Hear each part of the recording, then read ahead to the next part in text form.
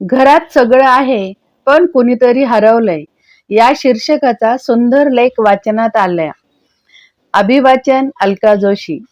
घरात सगळं आहे, पण कुणीतरी हरवलंय. काल घरात चार्जर सापडत नव्हता. नेहमीच्या जागेवर नव्हता. मग शोधाशोध सुरू झाली. सोफ्याच्या फटीत बघितलं, बेड खाली बघितलं, टेबलावरच्या कागदांच्या ढिगाऱ्यात बघितलं, घरातल्या प्रत्येकाला विचारून झालं आणि शेवटी चार्जर मिळाला आणि सगळ्यांनी सुटकेचा निश्वास सोडला. पण त्या क्षणी मनात एक विचार आला, आपण घरात हरवलेल्या चार्जरसाठी इतके अस्वस्थ होतो, मग हळूहळू हरवत चाललेल्या आपल्या माणसांचं काय? कारण माणसं अचानक हरवत नाहीत. ती घर सोडूनही जात नाहीत. ती रोज आपल्या समोरच असतात.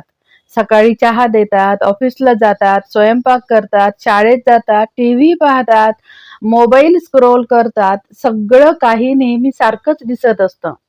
फक्त त्यांच्या मनातलं काहीतरी हळूहळू बदलत जात असतं आणि ते बदल आपल्याला दिसत नाहीत किंवा दिसले तरी आपण त्याकडे दुर्लक्ष करतो एवढेच.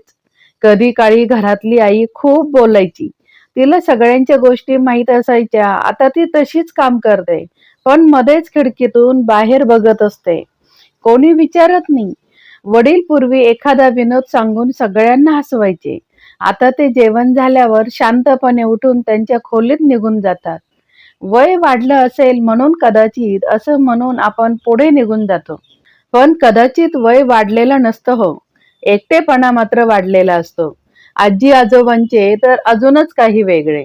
त्यांच्याकडे वेळ असतो, पण ज्यांच्यासाठी वेळ असतो त्यांच्याकडे त्यांना देण्यासाठी वेळ नसतो. पूर्वी घरातल्या प्रत्येक निर्णयात त्यांचा सहभाग असायचा. आज अनेकदा त्यांना फक्त माहिती दिली जाते. त्यांच्या गोष्टी ऐकताना आपण मोबाईलकडे बघत असतो आणि तेही मग तीच गोष्ट अर्धवट सोडून निघून जातात आणि गप्प होतात. वयाच्या एका टप्प्यावर माणसाला औषधापेक्षा जास्त गरज असते ती सोबतीची. पण हे लक्षात येईपर्यंत बऱ्याचदा खूप उशीर झालेला असतो. मुलंही हरवत आहेत. पूर्वी शाळेतून आली की घरभर आवाज असायचा. आता दार उघडलं, बॅग ठेवली जाते आणि खोलीचं दार आपोआप बंद होतं. आपल्याला वाटतं आजकालची पिढी अशीच आहे. कदाचित असेलही, पण कदाचित त्यांच्याही मनात काही प्रश्न असतील, काही भीती असतील, काही न सांगितलेली दुःख असतील. कुणास ठाऊक बरं. आजकाल घरात सगळं आहे. मोठमोठे टीव्ही आहेत, महागडे मोबाईल आहेत, वायफाय आहे, एसी आहे, सर्व सुखसोयी आहेत. पण कधी कधी वाटतं घरातल्या माणसांपर्यंत पोहोचण्याचे रस्ते मात्र हरवले आहेत. एकाच घरात राहणारी माणसं दिवसभरात किती वेळ खरंच एकमेकांशी बोलतात हो? जेवलास का? लाईट बंद कर. उद्या किती वाजता जायचंय? याच्या पलीकडे किती संवाद उरला आहे बरं? कधी कधी रात्री सगळे झोपल्यावर घरात एक विचित्र शांतता नांदत असते. त्या शांततेत घरातल्या प्रत्येक माणसाचा थकवा, त्याचं एकटेपण, त्याच्या न बोललेल्या गोष्टी भिंतींना कदाचित ऐकू येत असतील. फक्त आपल्यालाच ऐकू येत नाही.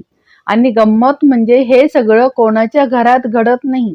हे आपल्या सगळ्यांच्या घरात घडत असतं. फरक एवढाच, आपण त्याला नाव देत नाही. आपण म्हणतो सगळं व्यवस्थित आहे, कारण घरात भांडणं नाहीत. सगळे आपापली कामं करत आहेत. कोणी तक्रार देखील करत नाही. पण कधी कधी तक्रार न करणारी माणसं सर्वात जास्त थकलेली असतात आणि शांत दिसणारी माणसं सर्वात जास्त हरवून गेलेली असतात. आजही कदाचित आपल्या घरात कोणीतरी खिडकीतून बाहेर बघत असेल, कोणीतरी जुन्या फोटोकडे पाहत असेल, कोणीतरी मोबाईल हातात धरून कोणाच्या फोनची वाट देखील पाहत असेल, कोणीतरी सगळ्यांसाठी धावत असेल आणि मनातल्या मनात विचार करत असेल, माझ्यासाठी कोणी थांबत असेल का हो? हा प्रश्न मोठ्याने कोणीही विचारत नाही, म्हणजे तो ऐकूही येत नाही. कालचा चार्जर शेवटी सापडला, पण त्या शोधात एक गोष्ट जाणवली. घरात हरवलेल्या वस्तू शोधणं खूप सोपं असतं हो, कारण त्या कुठे आहेत हे तरी आपल्याला किमान माहिती असतं. अवघड असतं ते घरातच असलेल्या, आपल्या अगदी जवळ असलेल्या आणि तरीही हळूहळू आपल्यापासून दूर निघून गेलेल्या आपल्या माणसांना पुन्हा शोधणं. आणि कधी कधी वाटतं आपल्या घरात चार्जर हरवलेला नसतोच मुळी. हरवलेलं असतं ते एखाद्या आईचं हसू, वडिलांचा मोकळेपणा, आजी आजोबांच्या गोष्टी ऐकणारे कान किंवा मुलांच्या मनातलं बोलकं जग. आणि त्या हरवलेल्या गोष्टीची शोधाशोध सुरू झाली तर कदाचित अनेक घरांना पुन्हा घरपण सापडेल. हो ना? आणि म्हणूनच म्हणतात घराला घरपण देणारी माणसं, म्हणून ती घराला घरपण देणारी माणसं जपून ठेवा, सांभाळून ठेवा. कारण जीवनातील हाच खरा अनमोल ठेवा आहे. एकदा हरवलं की पुन्हा सापडत नाही. म्हणूनच कोणीतरी म्हटलं, हरवले ते गवसले का. नमस्कार, मी अलका जोशी याच ठिकाणी आपला निरोप घेते. आपल्याला लेख हा आवडला असेल तर नक्कीच याला लाईक, शेअर आणि सबस्क्राईब करा ही विनंती.